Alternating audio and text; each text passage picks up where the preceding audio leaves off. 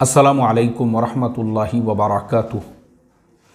मोहतरम भाइयों, बुज़ुर्गों, दोस्तों, तबलीगी जमात ने हमको क्या दिया और तबलीगी जमात से हमारे गाँवों, हमारे शहरों, हमारे मुल्कों पर क्या इफ़ेक्ट पड़ा, तबलीगी जमात की वजह से हमको क्या फ़ायदा हुआ, क्या नुकसान हुआ, आज हम इस केस को टेक्निकल एनालिसिस करेंगे। और इसका रीज़न सिर्फ इतना है, अभी ये जो सऊदी गवर्नमेंट का तबलीगी जमात से रिलेटेड मामला सामने आया है, तब से मैं देख रहा हूँ कि बहुत सारे लोग जिनको तबलीग के बारे में कुछ भी नहीं समझता है, वो भी तबलीग के टॉपिक पे वीडियोस बना के डाल रहे हैं।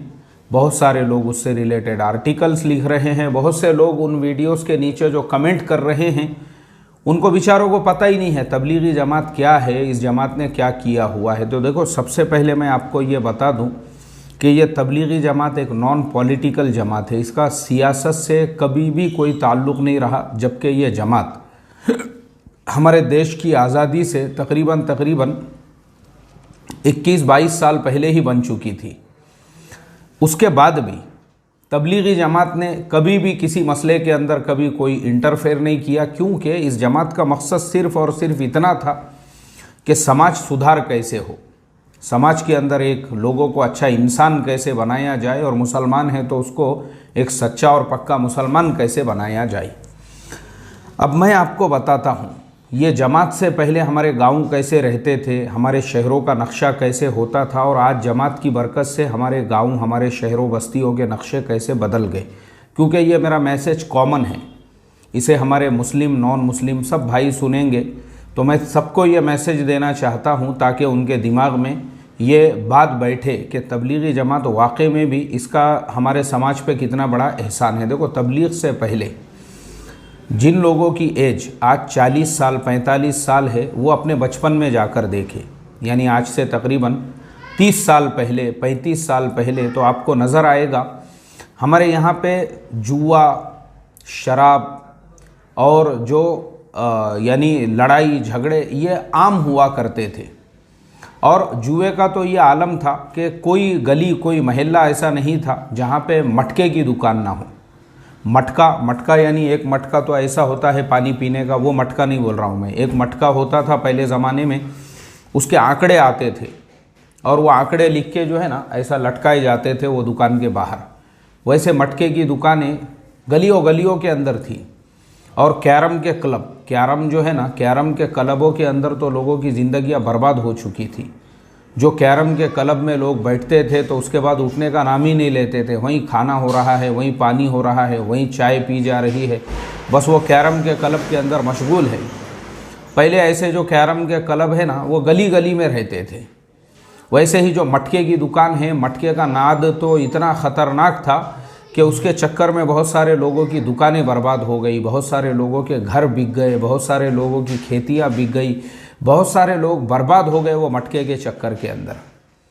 इसी तरह से उसी ज़माने के अंदर जो नशे की भी चीज़ें हैं वो आम तौर पे मिलती थी। ऐसा आज का ज़माना नहीं था, पुलिस वगैरह का इतना स्ट्रिक्ट मामला नहीं था वो ज़माने के अंदर, बल्कि भाईगिरी, दादागिरी, गुंडे, और इसी तरह से जो है सिनेमा हॉल भी जो होते थे, अगर आप देखोगे उस ज़माने के अंदर तो औरतों की अलग से लाइनें होती थी सिनेमा हॉल के अंदर, और उसमें भी ख़ास तौर पे बुर्क़े वाली औरतें।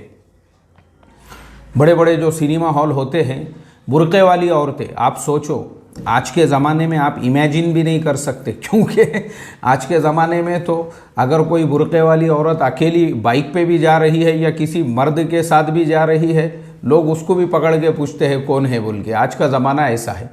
वो ज़माना ऐसा था कि खुद औरतों की एक पूरी लाइन लगती थी सिनेमा हॉल के अंदर, बुर्क़े वाली औरतें, गोद में बच्चा है और माशाल्लाह खाला जान खड़े हुए हैं, फिर पीछे ऐसी पूरी लाइन लगती थी सिनेमा हॉल के बाहर, बुर्क़े वाली औरतें। और फिर आम औरतें भी उसके अंदर होती थी, मर्द भी उसके अंदर होते थे। यानी मुसलमानों के माहौल में ऐसा था कि किसी शहर को अगर आप चले गए, वहाँ जाने के बाद सबसे पहला सवाल यही होता था वहाँ से आने के बाद कि भाई वो शहर को जब आप गए तो वहाँ के कितने थिएटर में आप गए थे, कितनी फिल्में आपने देख कर आए। मतलब ऐसा होता था जैसे कहीं पे आप ज़ियारत के लिए गए।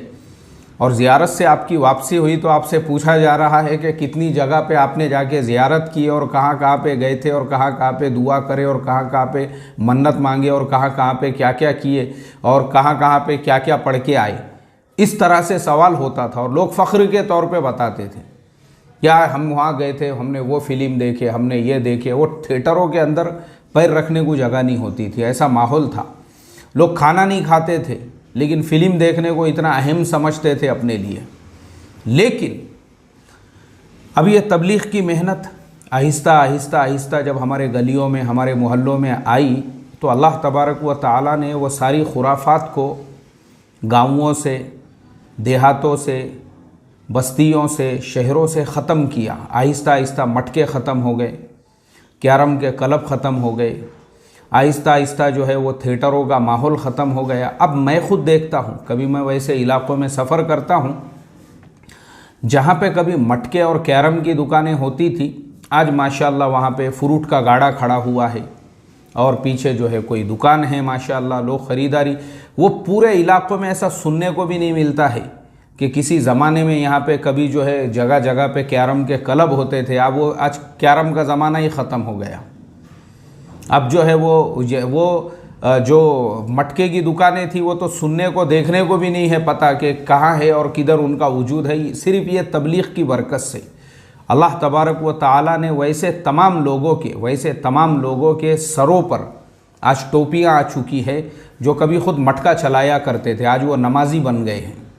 आज वो अपनी औलादों को हाफिज़ कुरान, आलिम दीन बना रहे हैं। वैसे लोगों के बेटे, उनके घरों का माहौल अल्लाह ने बदल दिया, वो हलाल के कारोबारों में आ चुके हैं। ऐसे ही जो बड़े बड़े थिएटर होते थे, अभी एक शहर में मेरा सफ़र हुआ और मेरे एक शागिर्द मुझे बाइक के ऊपर कहीं लेके जा रहे थे, तो मैंने वहाँ पे एक थिएटर का बोर्ड देखा। तो मैंने उनसे सवाल किया, मैं बोला यहाँ पे कोई थिएटर है क्या? बोले नहीं मुफ्ती साहब, किसी ज़माने में हुआ करते थे, खुद अपने ईमान वाले भाई साहब का था और बड़ी यहाँ पे जो है ऐसी लाइनें, रशें होती थी। सब बंद हो गए, सब ख़त्म हो गए, अब कोई जाता भी नहीं, बोले उधर सब ख़त्म, सबके नामो निशान ख़त्म हो चुके हैं। अल्लाह तबारक व तआला ने यह तबलीग की बरकत से ऐसा माहौल बना दिया। आज अल्हम्दुलिल्लाह हमारे बचपन में हम देखते थे, ख़ुद मैंने मेरी ज़िंदगी की पहली जो तरावीह की नमाज़ सुनाया वो सिर्फ़ 10 पारे थे कुरान करीम के, सिर्फ़ 10 पारे मैंने सुनाया था। और वो जो 10 पारे मैंने सुनाया था, मुझे याद है अच्छी तरह से, हमारे गांव के अंदर कब्रस्तान के बाजू में ही जो है एक मस्जिद किसी ज़माने में हुआ करती थी, मलिक अंबर के ज़माने में। और वो जो मस्जिद हुआ करती थी मलिक अंबर के ज़माने की, उस मस्जिद का पूरा ऊपर का छत, उसके पिल्लर वगैरह सब कुछ ख़त्म हो चुके थे, सिर्फ़ एक चबूतरा बाकी रह गया था। और वो चबूतरे पे बैठ के लोग पत्ते खेलते थे, वो चबूतरे पे बैठ के लोग तंबाकू खाते थे, बीड़ियाँ पीते थे, सिगरेट पीते थे। मतलब वो चबूतरा आम लोगों की एक बैठक बन गया हुआ था, हालांकि वो चबूतरा मस्जिद का था। तो हमारे गांव के एक बुज़ुर्ग थे, मैं मदरसे से रमज़ान की छुट्टियां हुई और मेरे सिर्फ 10 पारे हुए, मैं घर गया तो वो आए हमारे घर पे, पहला ही दिन था, उस दिन जो है चाँद नज़र आया और आके जो है वो कहने लगे, अरे बोले आज जो है अपने को यहाँ पे फुलानी जगह पे जो है तरावी पढ़ाना है। मैं बोला ठीक है चलेगा, मसला नहीं कुछ, मैं आऊँगा इंशाअल्लाह। तो मुझे याद है वो जगह, आज तो वहाँ पे पूरी बस्ती आबाद हो चुकी है। हमारे बचपन में जो है हम आधा किलोमीटर दूर एक लालटीन लेकर, जो लालटीन होती है, कंदील जिसे कहते हैं, वो दूसरे हाथ में डंडा लेकर खुद मैंने मेरे ज़िंदगी की पहली जो 10 पारों की तरावी पढ़ाया हूँ उस चबूतरे के ऊपर, जो मस्जिद का चबूतरा हुआ करता था, लेकिन लोगों ने उसको जुए का अड्डा बना दिए थे और वहाँ बैठ के पत्ते खेलते थे। उसकी शुरुआत वहाँ पे हुई, लेकिन फिर जब रमज़ान ख़त्म हो गया और हम मदरसे में चले गए तो गांव के जो दावत का काम करने वाले साथी हैं, उनके अलावा जो ज़िम्मेदारान हैं, फिर वो मौलाना ग़ुलाम साहब के पास में गए, उनसे दरख्वास्त की, रिक्वेस्ट की कि ये जो जगह है किसी ज़माने में मस्जिद हुआ करती थी, मौलाना ने वहाँ पे मस्जिद बनाने की जो है इजाज़त दे दी। और दूसरे साल जब मैं आया, मेरे 20 पारे हो गए थे, फिर भी मैंने वहीं पे तरावी सुनाया था, लेकिन माशाअल्लाह वो पूरी एक आलीशान मस्जिद बन चुकी थी। वो चबूतरा जो बादशाहों के ज़माने की मस्जिद थी और जो ख़त्म हो गई थी, यही दावत की मेहनत करने वालों ने वहाँ पे वापस से दोबारा से मस्जिद को तामीर कर दी है मौलाना ग़ुलाम साहब की मदद से। ये सिर्फ एक गांव का मसला नहीं, आज वही मस्जिद जो है ना हमारे गांव का मरकज़ है, वो सिर्फ ये एक गांव का मसला नहीं है। आप कई गांवों में देखो, हमने अपने बचपन में देखा है मस्जिद में एक आदमी, दो आदमी, तीन आदमी नमाज के लिए आते थे। आज वैसी मस्जिदों में पैर रखने के लिए जगह नहीं है। पैर रखने के लिए जिस गांव में हमारी तालीम हुई, बचपन में हमने जहाँ पे पढ़े, हम खुद देखते थे वहाँ भी पुरानी बादशाहों के ज़माने की मस्जिद है, मुश्किल से 2 सफ़ 3 सफ़ होते थे। अभी दरमियान में मेरा वहाँ पे सफ़र हुआ, मैंने ज़ोहर की नमाज में देखा कि जुमा की तरह से, और वो मस्जिद जो है पहले से 4 गुना ज़्यादा वसी की गई है, फिर भी जो है बाहर तक लोग हैं। ये किसकी बरकत है? ये इसी तबलीग के मेहनत की बरकत है। ये इसी तरह से पहले ज़माने में ज़कात क्या है किसी को पता नहीं था। लोग जब इस काम के अंदर लगे तब ज़कात देने का भी एक मिजाज बना, और वही ज़कात देने के मिजाज की वजह से आज हम देखते हैं अपने गाँव में, बस्ती बस्ती में जो मदरसे कायम हो चुके हैं, और वो मदरसों को चलाने वाले कौन, मदरसों को चंदा देने वाले कौन? यही तबलीग का काम करने वाले। आप देखो, सबसे ज़्यादा चंदा अगर मदरसों को कोई देता है तो वही लोग देते हैं जिनको अल्लाह ताला ने तबलीग के काम से जोड़ा, और जब तबलीग के काम में लगे तो उनको पता चला कि भाई अपने माल की ज़कात भी देना चाहिए। और जब अपने माल की ज़कात देने लगे तो माशाअल्लाह आज गांव में मकतब चलाना आसान हो गया, मदरसा चलाना आसान हो गया। आज इतने बड़े बड़े जो मदरसे चल रहे हैं वो इसी काम के मेहनत की बरकत है। ये इसी तरह से हाजियों को हम देखते थे हमारे बचपन में। एक हाजी अगर एक गांव से जाता था ना, पूरे ज़िले से पता चलता था, भाई ज़िला इतना बड़ा है तो पता चलता था कि भाई पूरे ज़िले से 5 हाजी गए। उनको छोड़ने के लिए सैकड़ों लोग आते थे स्टेशन के ऊपर, और उनको हार पहनाए जाते थे और उनका इस्तकबाल होता था, और ऐसा यानी एक माहौल होता था। लेकिन आज देखो, अगर आप देखेंगे तो हज के लिए भी सफ़र करने वालों में आपको अक्सरियत उन लोगों की नज़र आएगी जब तबलीग के काम में लगे और पता ये चला कि आपके ऊपर हज फ़र्ज हो चुका है। तो आज नौजवान भी हज के लिए जा रहे हैं। पहले तो बड़ी उम्र के बूढ़े जो है वो जाते थे, नौजवान बच्चे भी, वो भी पूरी फैमिली के साथ हज के लिए, और नंबर नहीं लग रहे हैं आज वेटिंग लिस्ट के अंदर जो है नाम है, और 3 साल 4 साल के बाद में नंबर लग रहे हैं। ये काई की बरकत है मेरे भाई? आप बताओ। मैंने जैसे आपको बताया तबलीग से पहले हमारे गांव कैसे थे और तबलीग के बाद हमारे गांवों का नक्शा। अब मैं आपको एक और मिसाल देके अपनी बात को ख़त्म करता हूँ। बम्बई के जोगेश्वरी इलाके में एक पूरी की पूरी सोसाइटी है, उसका नाम है मोमिन नगर। उसके अंदर तकरीबन 4000 मकानात है, और वो 100% तबलीग वालों के हैं। वो सारे के सारे लोग तबलीग के काम से जुड़े हुए हैं, वो सारे के सारे लोग तबलीग का काम करते हैं, और बहुत बड़ी सोसाइटी बनी हुई है वो। लेकिन मैं अभी कुछ दिनों पहले एक न्यूज़पेपर में पढ़ रहा था, उस एरिया के जो पुलिस के अधिकारी होते हैं, ऑफिसर होते हैं, उन्होंने मीडिया को एक इंटरव्यू दिया, और उसके अंदर उन्होंने ये बताया कि बोले देखो, हमारा ये जो जोगेश्वरी का इलाका है, वो पूरे इलाके के अंदर आज 15 साल से ज़्यादा हो चुके हैं, ये सोसाइटी से एक भी कंप्लेन कभी पुलिस स्टेशन में नहीं आई। ना किसी 2 लोगों के झगड़े के बारे में, ना कभी मियाँ बीवी के झगड़ों के बारे में, ना कभी 498 के केसेस के बारे में, ना कभी, क्योंकि हमारे मुसलमान महलों और मुसलमान इलाकों में तो आम हैं। आप जाकर देखो किसी भी पुलिस स्टेशन में आपको 2-4 बुर्के वाली औरतें वहाँ बैठी हुई नज़र आएंगी, या एक आध 2 लोग अगर जो घूम रहे हैं उनमें से एक आधा मुस्लिम ज़रूर होगा। ये आम तौर पे आप किसी भी शहर के अंदर चले जाइए, ये माहौल है। लेकिन उस इलाके के अंदर आज 15 साल से ज़्यादा हो चुके हैं। ये मैं नहीं बोल रहा हूँ, मैंने जो है इनकलाब में पढ़ा था। अगर मुझे वो न्यूज़पेपर की कटिंग मिलती है ना तो मैं वो भी जोड़ दूंगा साथ में, मुझे याद है अच्छी तरह से। उसके अंदर उन्होंने ये बताया, उस एरिया के पुलिस ऑफिसर का कहना ये था कि हमारे ये जो सोसाइटी है आज तक इसका रिकॉर्ड है। और वो रिकॉर्ड क्यों बना? जब तहकीक किए तो पता चला कि वहाँ रहने वाले 100% लोग तबलीग के काम से जुड़े हुए हैं। मैंने किसी से पूछा, मैं बोला भाई आप लोग तबलीग के काम से कैसे जुड़े हुए हैं?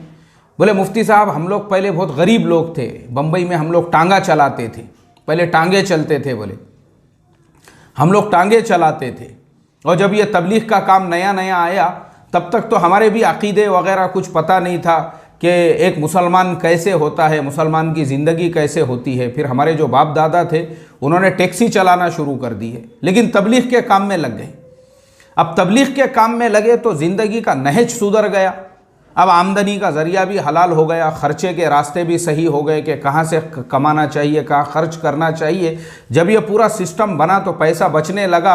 अब दूसरे कारोबारों के अंदर उन्होंने वो पैसा लगाए, और वो लगाने के बाद अल्लाह तबारक व तआला ने दीन दुनिया दोनों एतबार से उनको ऐसे नवाजा जिसका हम अंदाज़ा नहीं लगा सकते। तो बहरहाल ये पूरे सबक का ख़ुलासा सिर्फ इतना ही है, जो हमारे बहुत सारे भाई कमेंट्स कर रहे थे, भाई तबलीगी जमात क्या है, ये लोग क्या करते हैं। तो मुझे सिर्फ इतना ही बताना था कि तबलीग से पहले हमारे गांव कैसे रहते थे, जहां मैंने बताया आपको मटका, जुआ, शराब और सिनेमा हॉल और थिएटर आम हुआ करते थे। आज वही तबलीग की बरकत से आपको पूरे पूरे गांव में एक भी कैरम का क्लब नहीं मिलेगा, एक भी मटके की दुकान नहीं मिलेंगी, एक भी शराब की दुकान नहीं मिलेंगी, एक भी थिएटर नहीं मिलेगा। और माशाअल्लाह आज जो है मस्जिदें आपको आबाद मिलेंगी, और समाज को तबलीगी जमात ने इतना बड़ा सुधार दिया है। तो मुझे आप बताओ, क्या ये तबलीगी जमात का हमारे समाज के ऊपर एहसान नहीं है? बहुत बड़ा एहसान है। अल्लाह ताला हम तमाम को इसकी समझ अता फरमाए और हम तमाम को ये काम करने वाला बनाए। अस्सलामु अलैकुम व रहमतुल्लाहि व बरकातुहू।